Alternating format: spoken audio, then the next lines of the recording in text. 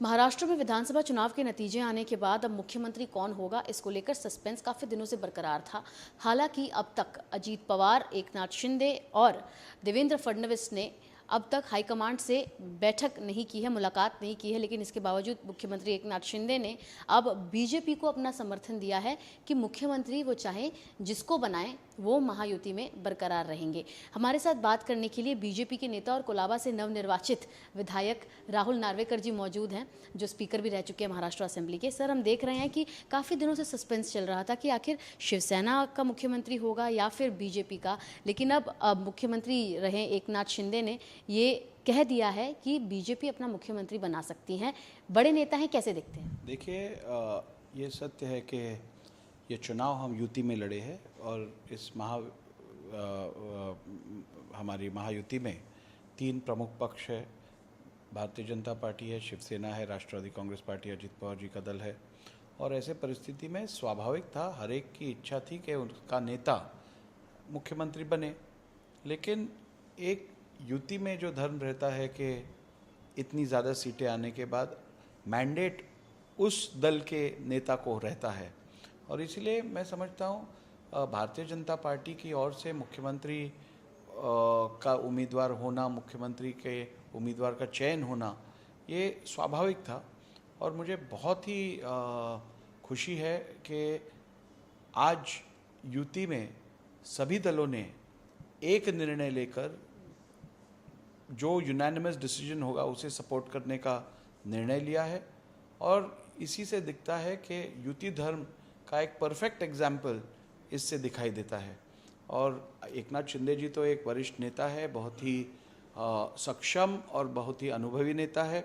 और उनकी खास बात यह है कि वो एक प्रैक्टिकल नेता है। वो समझते हैं लोगों की मैंडेट को, वो समझ रहे हैं कि एक भारतीय जनता पार्टी की काडर का भी जो जायज़ डिमांड है। और उन्होंने बहुत अच्छी तरीके से बताया है कि जो निर्णय वरिष्ठ नेता भी लेंगे उससे वो सहमत रहेंगे। तो मैं समझता हूँ ये बहुत ही वेलकमिंग स्टैंड है एकनाथ शिंदे जी का, और इसका हम स्वागत करते हैं। सर, साथ ही देखा जा रहा था कि जो शिवसैनिक है, शिवसेना के नेता हैं, वो ट्वीट कर रहे थे, लगातार मीडिया में ऐसे बयान दिए जा रहे थे कि एक है तो सेफ है, एकनाथ है तो सेफ है। और साथ ही हमने देखा कि कई सारे नेताओं ने यह भी कहा कि क्योंकि लाड़की बहन योजना जैसे गेम चेंजर का आइडिया मुख्यमंत्री शिंदे का था तो उनको मुख्यमंत्री बनाया जाए। लेकिन अब एकनाथ शिंदे के बयान के बाद से आपको लगता है कि कहीं ना कहीं जो प्रेशर टैक्टिक्स का इस्तेमाल यहाँ पर शिवसेना द्वारा किया जा रहा था वो बीजेपी के आंकड़ों को देखते हुए कम हो चुका है? मैं समझता हूँ कि एकनाथ शिंदे जी हो या अजीत पवार जी हो, ये बहुत ही अनुभवी नेता है। ये लोगों का पल्स जानते हैं। ये जानते हैं कि आज जो मैंडेट आया है वो महायुति को आया है, लेकिन इस महायुति के अंदर भी आज भारतीय जनता पार्टी ये सबसे बड़ा दल है। इतनी बड़ी संख्या पिछले अनेक दशकों में किसी को प्राप्त नहीं हुई है। और इसीलिए स्वाभाविक है कि लोगों की मांग, भारतीय जनता पार्टी के काडर की मांग जो है उसका आदर रखना ये ज़रूरी है।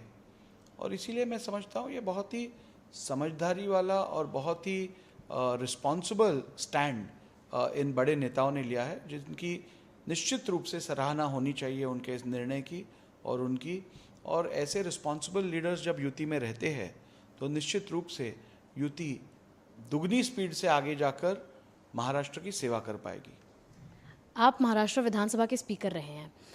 अब जब नई सरकार की गठन होने वाली है, क्या कुछ तारीख आप बताएंगे कि जो संभावित हैं महाराष्ट्र के मुख्यमंत्री उप मुख्यमंत्री का जो है ओथ लेने को लेकर, और साथ ही क्या इस बार भी आपको इतनी बड़ी रिस्पॉन्सिबिलिटी दी जाएगी? देखिए, हमारे यहाँ गवर्नमेंट फॉर्मेशन के लिए या मुख्यमंत्री कौन होगा, अन्य जिम्मेदारी किस पे देनी चाहिए, इसका निर्णय निश्चित रूप से पार्टी के सभी चुन के आए हुए विधायक तो लेंगे। लेकिन एक जो प्रोसेस है भारतीय जनता पार्टी की, जहाँ पे हमारा पार्लियामेंट्री बोर्ड है, जहाँ पे हमारे वरिष्ठ नेता है, उनके आदेश अनुसार और ये प्रोसेस फॉलो करके जो निर्णय लिया जाएगा उसका स्वागत और सम्मान ये भारतीय जनता पार्टी का हर एक कार्यकर्ता करेगा। बीजेपी अपने वर्सटैलिटी के लिए जानी जाती है। उनके जो विविध प्रकार के कार्यकर्ता हैं, अलग अलग क्षेत्र से, अलग अलग समुदाय से आते हैं, उसके लिए जानी जाती है। आप आप पहले भी विधायक रहे हैं, दोबारा चुनकर आए हैं, आप एक वरिष्ठ नेता हैं, आप पब्लिक और अपने कार्यकर्ताओं के पल्स को जानते हैं।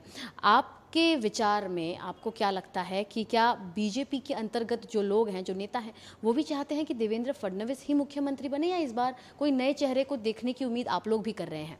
देखिए, देवेंद्र फडणवीस जी भारतीय जनता पार्टी के महाराष्ट्र राज्य के सबसे प्रिय, लोकप्रिय और सबसे अनुभवी नेता है।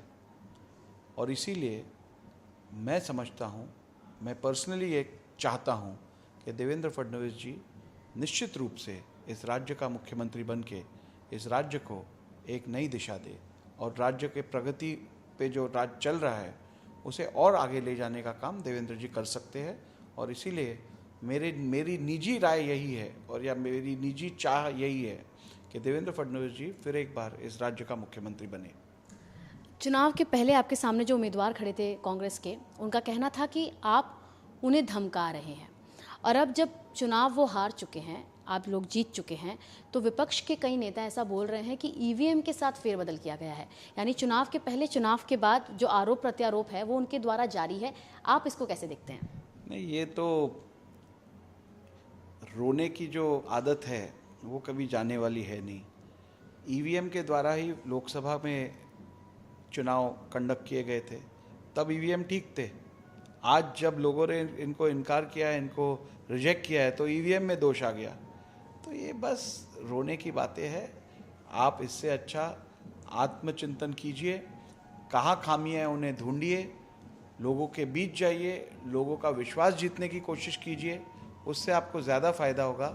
जितना आप सिस्टम को ब्लेम करोगे, जितना आप इलेक्शन कमीशन हो, सुप्रीम कोर्ट ऑफ इंडिया हो, स्पीकर ऑफिस हो, आप जो आपके खिलाफ या आपके एक्सपेक्टेशन के खिलाफ निर्णय देता है, तो आप उन सब का क्रिटिसिज्म करते हो, उन सब की निंदा करते हो। उद्धव ठाकरे जी ने तो कहा, महाराष्ट्र की जनता के ऊपर भी कह दिया, मुझे ये अपेक्षा नहीं थी।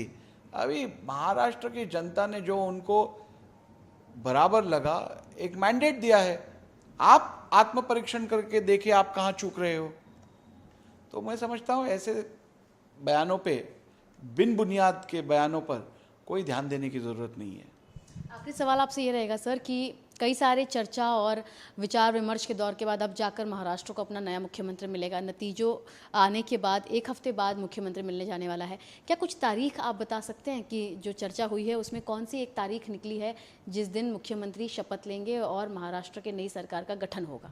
देखिए, अभी तो हमारे विधायक दल की बैठक होनी बाकी है, वो भी जल्दी हो जाएगी। और मुझे लगता है अगले 2 से 3 दिन में महाराष्ट्र को एक सक्षम सरकार मिलेगी। बहुत बहुत शुक्रिया सर हमसे बात करने के लिए। आपने राहुल नार्वेकर जी को सुना, जिन्होंने बताया कि क्या कुछ वो मुद्दे रहे जिसको लेकर कई सारे ऐसे बयान जो है विपक्ष द्वारा दिए जा रहे हैं। लेकिन वहीं दूसरी ओर महायुति अब कोशिश करेगी कि जल्द से जल्द नई सरकार का गठन हो सके और साथ ही महाराष्ट्र को अपना नया मुख्यमंत्री मिले, जिसको लेकर सस्पेंस लगातार बरकरार था। मुंबई से कैमरा पर्सन प्रवीण रोहित के साथ सुजाता द्विवेदी, NDTV इंडिया के लिए।